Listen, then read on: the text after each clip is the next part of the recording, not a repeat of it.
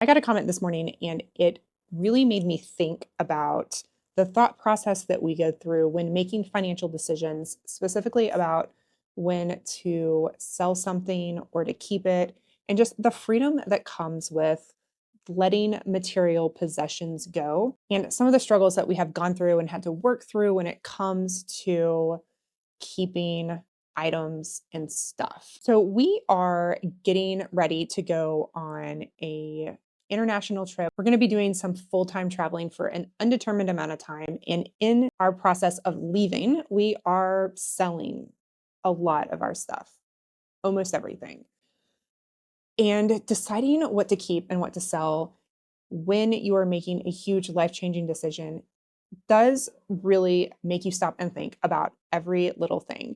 And every decision that we make is not a financial decision. There is also some emotion that comes into the stuff that we have. We have a couple boxes of memories of Christmas ornaments, of art that the kids have done, and just things that we are not willing to let go of. That is definitely not a financial decision. But even with the bigger items that we are deciding to sell, for example, our truck is a huge decision. It is our only vehicle, and deciding to sell our only vehicle is both a financial decision, but also emotions come into this. This was a truck that we love. We love our truck. We have spent a lot of time traveling the country. We basically have lived out of our truck for a lot of the year, and it has been kind of like the one consistent in our life. Like our toddler, whenever we are out traveling and we are staying in new places, when we go on a hike, when we come back, when we go on a walk, even in the house that we're staying in, and we come back, our 2-year-old will be like, the truck, the truck. That is the home base for us. Daddy's home, the truck, daddy's home, the truck. And so we are emotionally attached to our truck. So it is okay to have emotional attachments to items, but it can become a problem. This is why people hoard things. When you see hoarders, they have a trauma response to stuff. And a lot of times that comes from doing without, not having enough of something and being afraid and scared. And this is something that we are aware of even within ourselves and that we struggle with because we have lived in situations where we maybe might not have access to something. And just the mindset of, I'm going to keep this just in case, or what if?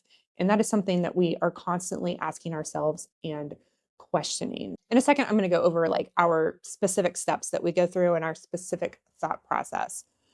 But it is okay to make decisions based on emotion sometimes.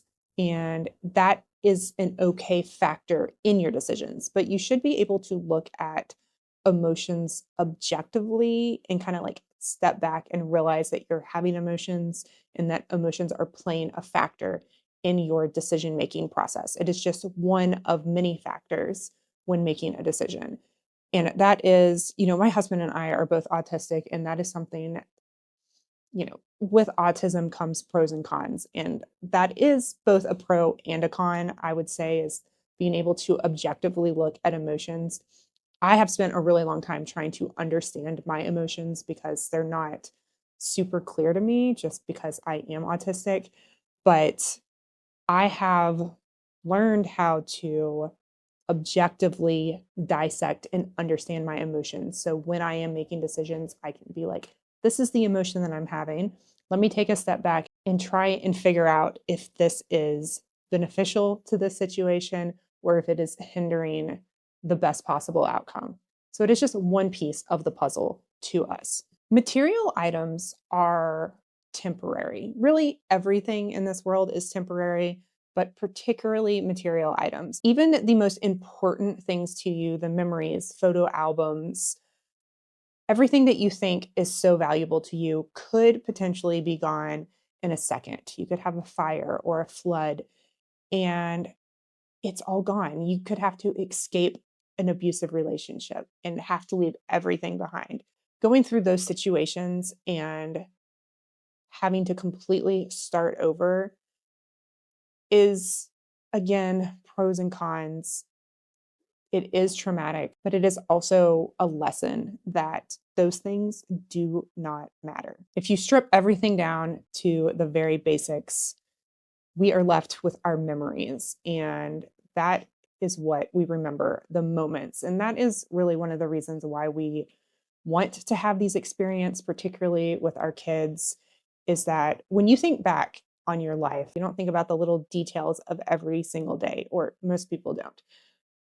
What you remember are like the highlight moments, the most important things that have happened throughout the years. And so we are chasing those memories and those moments. And what allows us to have those experiences is not the stuff, it's not the material possessions. Those things are weighing us down and holding us back. So let me read this comment and then I will get down into the detailed thought processes that we make when making our financial decisions and what we're deciding to keep and what we're deciding to let go of. So this comment is in response to us deciding to sell our truck before we go on our trip. Interest on a savings account, 0.01% interest isn't worth selling your truck for. Even 5% interest isn't worth it. No one is paying 5%. Plus, you won't be gone for a year. More likely, the truck sale is a cushion for your expenses. That I get. Good job doing the research, and the rest of it's not really important. So I'm going to pick this comment apart slowly. First, we are going to be selling the truck and putting what we sell the truck for into a high interest savings account, which does earn currently 3.8% interest. And it is possible that we decide to do something else with that money and invest it in something that's going to make us even more money.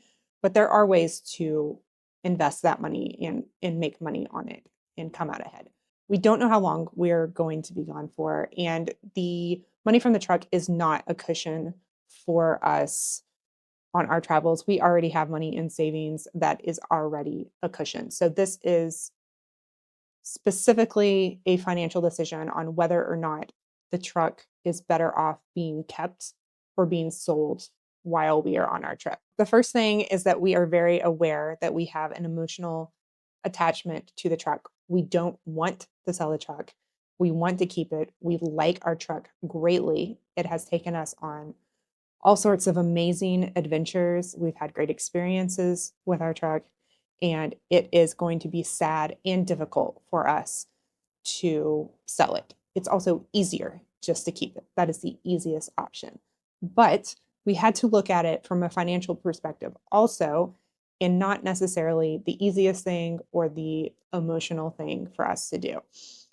So the first question that we ask ourselves is, if we did not have this truck today, would we buy it? Would we spend $24,000 to buy this truck right before we leave and go on our trip? And the answer is definitely not. And this theory can be applied to anything else that you already have lying around. If you are a family who is trying to make some financial decisions, some hard financial decisions, let's say you are a 2-car family and you're trying to decide if you need 2 cars or 1 car. If you currently only had 1 vehicle, would you purchase the second vehicle today in order to improve your life? And if the answer is no, you wouldn't purchase that vehicle, then you should probably sell it. If you have a $200 or $300 handbag that you could sell for $200 or $300, and you need a little bit of extra money, or you're just trying to decide financially, should I keep this $200 or $300 handbag? And the answer is no, I would not pay $200 or $300 for this handbag today. Then you should probably sell it. That means it's not worth it to you to have that item. You would not buy it today, sell it. The second question we ask ourselves is, what could we do with that money if we did sell the item, if that our money wasn't tied up and invested in that product? And for us, the answer to the truck situation, we could sell our truck for about $24,000. What would we do with that money? And we could put it into a high yield savings account at 3.8%, and by the end of the year make almost $1,000 with just that money sitting there compounded monthly. So that would be an additional $1,000 decision if we decided to sell the truck, we would be losing an additional $1,000 if we didn't do that. Maybe if you're considering, selling that $200 or $300 handbag, maybe you want to sign up for a class or learn something that could eventually make you some money, or even buy $200 or $300 worth of books that is going to teach you something, or go on a trip and have a great weekend with some friends. The third thing to consider is the value lost through depreciation. On average, vehicles depreciate 15 to 25% annually. So that would be an additional $3,600 to $6,000 of depreciation that we would lose if we were gone for an entire year. And then you have to think about the cost to maintain said item. So insurance, we're paying $136 a month. We could drop that down to just liability,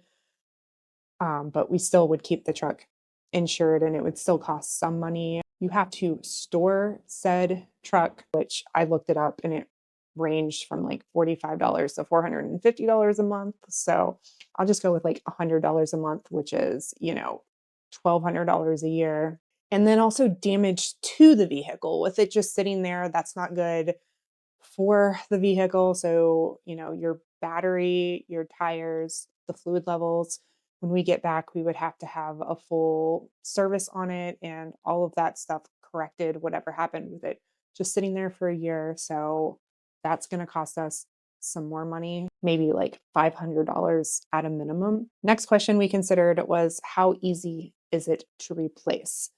And yeah, it would be very inconvenient when we come back to have to find another vehicle. We might have to rent a vehicle, and that's going to cost us about $250 a week or so.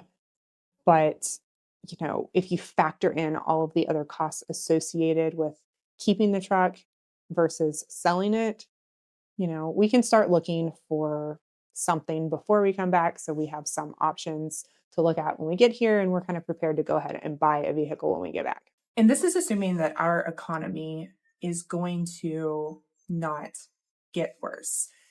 If it does get worse, car values are going to decline, our truck's value is going to decrease. Luckily, it has maintained value over the last year. Our truck is worth the same amount now as it was last year. It really hasn't depreciated at all, but it is a risk to assume that that trend is going to continue. Also, it is a Toyota. Parts are going to be subjected to potential tariffs, and it is going to be more expensive to maintain potentially in the future. We're kind of living in an unpredictable world right now, and so it's not worth the risk to us to assume that things are going to stay the same in the future. So our truck is an example of a big item that we have decided to sell, but we've also used the same process in a lot of the little items. Some things are worth keeping and some things are not.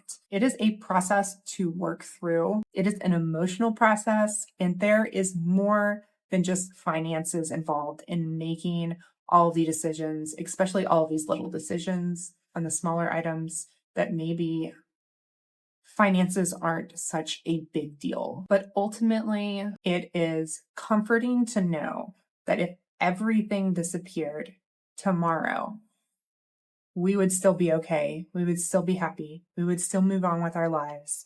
And that is a really free place to be, and not being weighed down by stuff. So we are selling as much stuff as we possibly can, donating a lot of stuff also.